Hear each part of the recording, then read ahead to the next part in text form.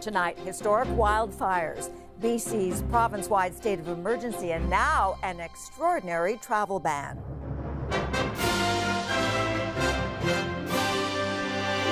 The danger. Just stay out of these areas. The destruction. That's it. Gone. As the number of evacuees doubles. Firefighters telling us that it was time to go. Flames close in on Yellowknife. Now's the time to leave. As much needed rain and reinforcements arrive. Plus, lost and found, an ocean apart. We didn't think we'd ever see the bunny again.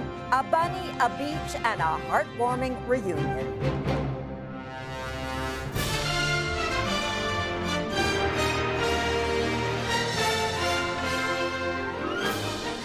CTV National News with Sandy Ronaldo. Good evening. Just when officials in BC thought the wildfire situation couldn't get worse, it did. The province is burning, and after declaring a state of emergency, the Premier today issued an order making travel to the interior off limits to anyone but firefighters and evacuees.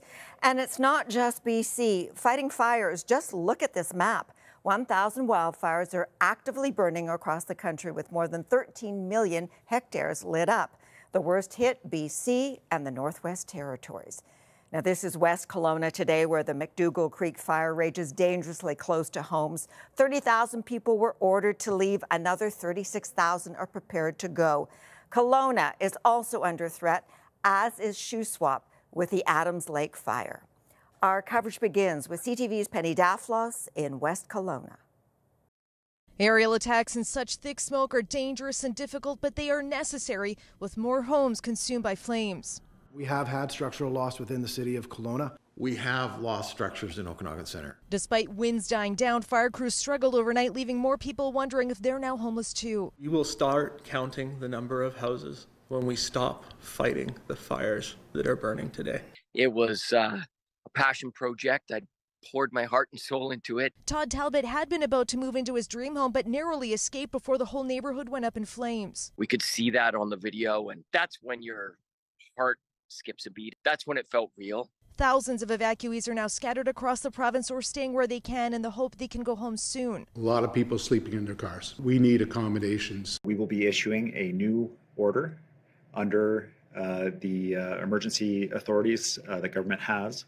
This order, again, is aimed at ensuring that we have the accommodation available for people who desperately need it, who are leaving their homes, who may lose their homes. Forced from their homes, dozens are camping wherever they can find space, including the small parking lot. We're watching the flames and the smoke right behind our house. It's obviously a bad situation for everyone. A small army of firefighters is battling day and night with wildland crews working closely with structural teams who've traveled from across BC, including Vancouver Island. We've been kind of waiting for this for quite a while now. The province is burning up and it's our turn to step up and help. And though temperatures have dropped, the wind less intense. We are still into some critically dry conditions and are still expecting difficult days ahead. In peak tourist season, Kelowna is now a ghost town, and officials are fine with that. Please, people, stay away. You can see the fire on TV. It's not that great, trust me. As another day comes to an end, it's still an evening of uncertainty. A lot of people still desperate to know when they can finally go back home, but officials aren't even giving them a timeline. They simply don't know what happens next. So another evening of anxiety and people just feeling really tense, waiting to see what happens next, Sandy. Okay, Penny, thank you for this. Now, a 2-hour drive north of Kelowna in the Shuswap region, the Adams Lake wildfire, which has been growing for more than a month, suddenly traveled more than 20 kilometers in 24 hours, making it a challenge to get residents out, especially after two fires merged to create one big, massive one. Here's CTV's Ben Milter. That's it. We're gone. Heart-wrenching scenes from Shuswap Lake, where people on boats can only watch as wildfire destroys waterfront homes. The fire just marched and challenged us in so many different directions. Now known as the Adams Lake Complex, this fire started July 12th and has since grown to more than 10,000 hectares. The red dots on this satellite image show how far the fire moved in just one 12-hour period on Friday. With over a 20-kilometer run, BC Wildfire Service and all the supporting agencies that are working with BC Wildfire We had to pull back on that fire because of fire behavior and because of the aggressive nature of the growth. As the danger quickly escalated, evacuation orders were put in place and flames encroached on the highway while people escaped to safety. With some roads impassable, search and rescue crews on boats helped people stranded in waterfront homes as flames lit up the night sky. Officials are again reminding people evacuation orders are mandatory, and those who stay behind put themselves and first responders at risk. We do try and ensure that there is enough time for people to leave before there is fire impact. And after there is fire impact, it puts a lot of undue stress and work needed for our local response individuals. Images shared on social media by people who did not evacuate show damaged buildings and others untouched by the flames. This has been the most challenging fire that the Shuswap has ever had to deal with. It's unclear when we will know how many homes and other buildings have been lost because this fire and the fight against it continue to rage. Ben Milger, CTV News, Vancouver. Now some 3,000 firefighters are battling those raging wildfires in BC, with help coming from countries as far away as Australia and Brazil. Now, some other Good Samaritans are also doing what they can, as CTV's Tamina Aziz discovered. Just to let people know that my place is available for anyone that's evacuated. Sylvia Duarte is one of many in the Okanagan offering her space to help evacuees. 2 years ago, we had a fire in the back here, so I get it. Many have been on evacuation alert before. It's just awful. I know how terrified those people will be. She's appreciative of the help she received and wants to do the same for others. It just keeps the community spirit up and keeps everybody together. I'm a mom. Mamas for Mamas is a national charitable organization that supports mothers and caregivers in crisis. Wherever the mamas are, we're going to meet them there. We have amazing donations coming in that we want to get into the hands of the people who need it right away. The group is distributing food, water, new clothing, and gift cards to evacuees. They say they've helped thousands of evacuees already. But they're likely going to be more needed once we get families reestablished. Right now, it's just a matter of crisis relief and getting them into shelter. She says some members are helping out despite being under evacuation alert themselves. Farmers are also helping feed those out of their homes. Little Shack Farm gave out free produce and is donating half of all purchased food to Mamas for Mamas. Lots of thank yous, and it really just feels like the least we can do. We have food. We're so happy to be able to feed people. While it is a difficult time, the community's generosity continues to shine through. Tamina Aziz, CTV News, Vancouver. As wildfires intensify in BC, some much-needed rain has slowed down the flames, closing in on the capital of the Northwest Territories. The majority of residents of Yellowknife have now traveled south to safety, most to Alberta. And along the way, they pass through areas already scorched by flames. CTV's Bill Fortier reports from Enterprise. In the hamlet of Enterprise, known as the gateway to the Northwest Territories,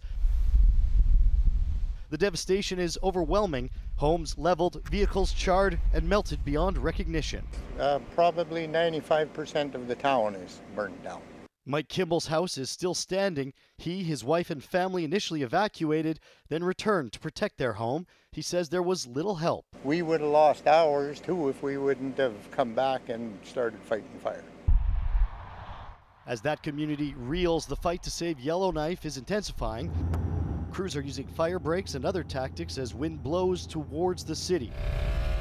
And crews have been able to keep the fire from getting much closer over the past 2 days. The big concern was that the winds were going to blow the fire into the city by this weekend, but this morning we woke up, the rains came down last night. Hi. Gordon Bajanovic, his wife, and his 14-month-old daughter are among thousands now on long drives to safety. I mean, I'm an optimist, but realistically, I think it might take a week or two. I can't imagine 20,000 people just being able to come back easily. It's quite a shock to go from normal life in Yellowknife, which is a pretty laid-back life, to an evacuation. Alberta and Manitoba have set up several reception centers where thousands are flooding in and waiting for any word on when they can go home. It's so sorry. we have to go through all this. I just hope that nothing happens to the town and everything's fine. A military plane left from Yellowknife last night with people who couldn't get out on their own. There are now more than 200 soldiers helping in the effort. Yellowknife's mayor says an estimated 1,600 people are breaking the evacuation orders, staying in town. She's strongly urging them to reconsider. It's a challenge, but we'll continue to stress now's the time to leave. Between 2 and 4 millimeters of rain fell on the fire-threatening Yellowknife today. Good, but not nearly enough, according to wildfire officials, to make a lasting impact. Sandy. CTV's Bill Fortier. For evacuees, information is everything, and many are praising the extraordinary efforts of Ollie Williams, a Yellowknife radio reporter, for keeping them up to date, all the while fleeing the flames himself. CTV's Amanda Anderson has his story. This is horrible. I don't know if my house is going to burn down. Like thousands of others, wildfires forced Ollie Williams from his home in Yellowknife. I've got a bedroom with everything that I might end up owning in it, including a dog, a German Shepherd, and a cat that are getting to know each other far more intimately than I think either of them particularly desired. Lucky that I've got my partner with me. But my life has just been turned upside down. Despite personal circumstance, Williams, an editor at Cabin Radio, hasn't stopped reporting on the wildfire situation. That's my job, and it's the first thing I would want to do in any situation like this. Cabin Radio started posting live text updates on its website around the clock, trying to answer the many questions people had this week. To keep people updated with as much information as they can get about getting out and where to stay, and then all the other supports that are available, and of course what's happening to the fire. Many updates made as they themselves were fleeing the fire. I had a Starlink satellite dish propped up in the back of the truck with 2 bags of dog kibble holding it in place, and my partner was doing about 100 kilometers down the highway to safety while I was writing those live updates. Coverage provided by Williams and a small team of relatively new journalists. They have worked so exceptionally hard all the way through this week. They don't have the same experience yet that I do. It's been blooming difficult for me. I've been doing this for 20 years. They got themselves out safely. They've contributed so much to our coverage this week, and it must have been intense. Cabin Radio was started about 6 years ago to fill a gap for news and entertainment in Yellowknife. As the wildfire situation worsened, it became clear on social media just how much people rely on them. And yeah, we did our jobs, and people are very grateful, and I'm proud of that. Many, many people did incredible jobs, and we should all be proud of them. Amanda Anderson, CTV News, Edmonton.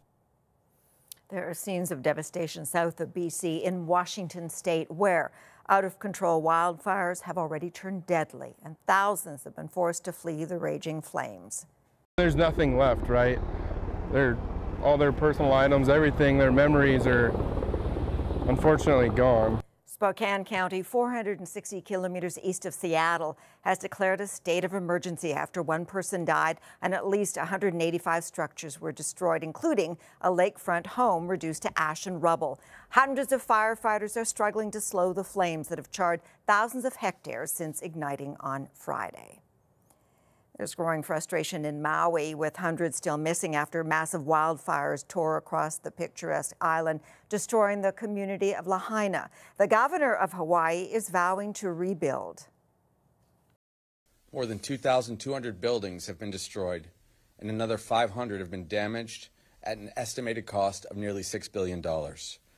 But far more devastating than any material loss is the loss of precious lives. Among the survivors, this woman holding to the seawall with flames rising all around her. The sound of a blazing fire is something I don't wish on anybody to ever hear or experience. The sounds I heard will never, ever, ever leave my head. Nearly 80% of the disaster zone has been searched by recovery teams. 114 people died. And a hurricane named Hillary is barreling towards the United States mainland, with the southern part of California in its sights. An event of this magnitude hasn't hit that state since the Second World War. Make no mistake, this is a very, very dangerous and significant storm. Concern over catastrophic flooding as residents filling sandbags and stacking up on essentials before Hillary brings what's expected to be a year's worth of rain in 48 hours. The storm is now battering parts of Mexico and will likely be downgraded to a tropical storm before it strikes. Millions across 5 other U.S. states are bracing for extensive flooding. Still ahead, Moscow, we have a problem. Russia's rocky start for a lunar lander.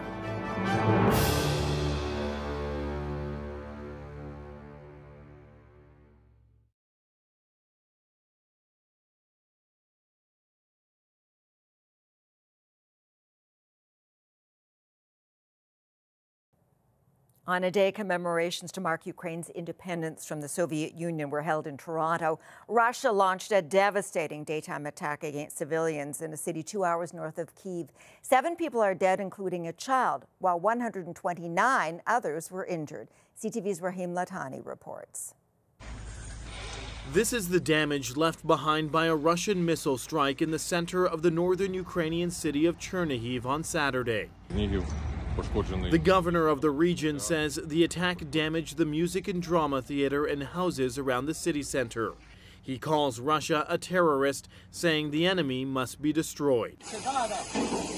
The attack took place as residents returned from church after celebrating the Apple Feast of the Savior, and as Ukrainian President Volodymyr Zelensky arrived in Sweden on an unannounced visit. The two countries have agreed to cooperate in the production and training of Swedish CV-90 infantry fighting vehicles, while Zelensky urged for more modern aircraft.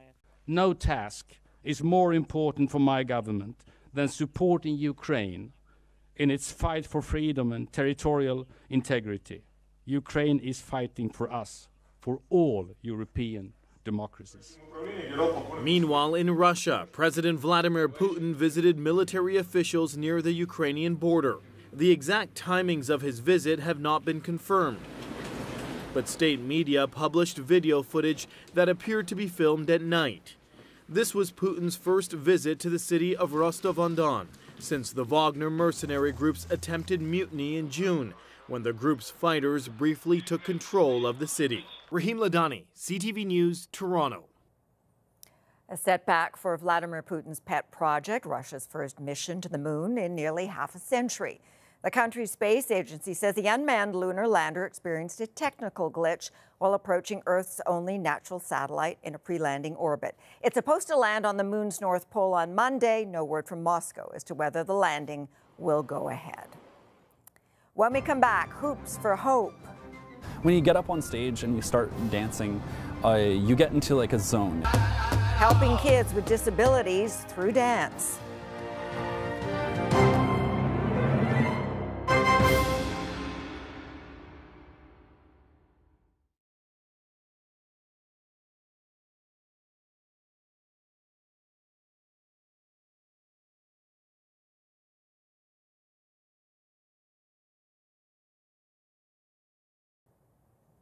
A centuries-old Indigenous tradition of storytelling through movement has become a young man's platform for change. In tonight's Indigenous Circle, CTV's Donna Sound shares his journey from dance to disability awareness. In First Nation culture, the hoop dance is the hardest and takes the most skill. What happens that I find, especially when hoop dancing, is that when you get up on stage and you start dancing, you get into like a zone. It's like you don't really notice everything going on around you. River Christy White has autism, and despite being comfortable performing, being in crowds is difficult for him. Some key features that like my autism affects is like things like my ability for like social interaction, things like that. I spend a lot of time doing more like individual tasks. He was also nonverbal until he was 8 years old. When I was first getting my voice, it made me come off as very robotic. He started hoop dancing when he was 10 years old. He says it helped him meet people and build confidence, and eventually what led him to become an advocate and create his organization, Hoops for Hope, to help Indigenous children with disabilities. I'm working on building a community studio where youth can come in and they can record for free or for very little cost. Now at 21, he lives in a dorm and is in the professional music program at Toronto Metropolitan University. This is our first official demo that we are releasing. River's mom has 2 children with autism. She says she was told River would be institutionalized. She was determined to do her best to change that. But we were really passionate about every time he'd show even the smallest little improvement of really working on that to grow that, right? And I think that kind of helped put things together. River now hopes his determination will help his dreams become a reality. I want to go into a higher education area where I can get into teaching because I want to be able to teach about music and philosophy, especially for Indigenous students. Raising awareness and understanding through a cultural connection. Donna Sound, CTV News, Toronto. After the break, from BC to Australia. We need a miracle. A wayward rabbit is back in its owner's arms.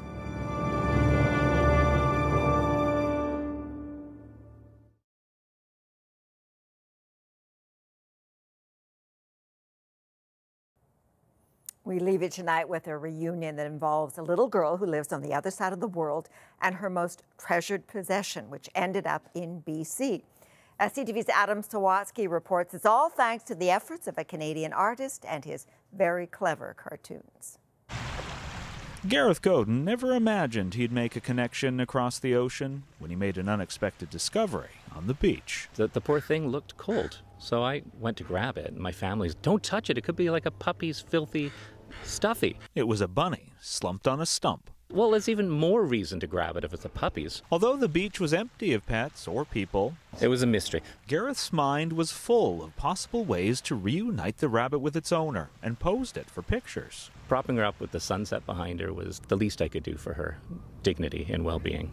Then the professional artist created a series of cartoons showing where the bunny was found, how it must be feeling, and finally, a plea for help. So let's find a home for it. We need a miracle. Gareth shared the images on social media before the post eventually reached a family who'd been visiting from Australia. And we couldn't find Bunny anywhere, could we? Andrew says his daughter Violet had been burying her brother in the sand before leaving the beach in tears because the driftwood she'd been playing with had floated away. And she needed her bunny to comfort her because she was so sad. I said, oh no, where's Bunny? It was the first time since she'd been born that the 2.5-year-old had been separated from the bunny she named Flopsy. We didn't think we'd ever see the bunny again. So when they saw that Flopsy had been found and has now made the long journey back home to Australia, they couldn't be more grateful that Gareth cared for it so creatively in Canada. It was beautiful. She was very, very excited. And knowing that Violet and Flopsy have reunited on the other side of the world has made Gareth feel over the moon. So hope that Flopsy and Flopsy's master have a great life together, and they tell the story often. A story set across the sea that reminds us when all feels lost. And then I was lost at the beach. Like our bunny lost at the beach. Then we was finding it. To never give up hope of finding what we're looking for. Adam Sawatsky, CTV News, Oak Bay. Gives us all hope. That's our newscast for this Saturday. Thank you for sharing your time with us. I'm Sandy Ronaldo. Good night. Until tomorrow. Bye for now.